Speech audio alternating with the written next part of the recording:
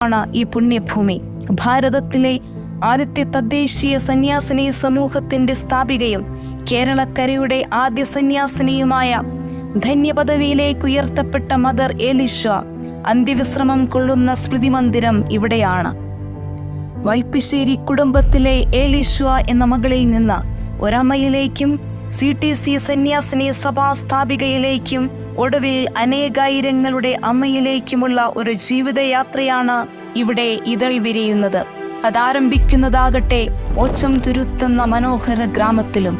ദൈവത്തിന്റെ ഹൃദയസ്പന്ദനം തൊട്ടറിഞ്ഞ് പരിശുദ്ധാത്മാവിന്റെ നിമന്ത്രണങ്ങൾക്കായി കാതോർത്ത് തന്റെ ജീവിതം ഒഴിഞ്ഞുവെച്ച ധന്യയായ മദർ എലീഷയുടെ ജന്മഗേഹമായ ഓച്ചംതുരുത്തെന്ന കൊച്ചു ഗ്രാമത്തിലെ ഓരോ മണൽത്തിരിക്കും സ്വച്ഛന്തം ഒഴുകുന്ന ഈ പുഴയ്ക്കും നമ്മോട് പങ്കുവയ്ക്കാനുള്ളത് ദൈവാനുഗ്രഹത്തിന്റെ ദൈവാനുഭവത്തിന്റെ നല്ല ഓർമ്മകളാണ്.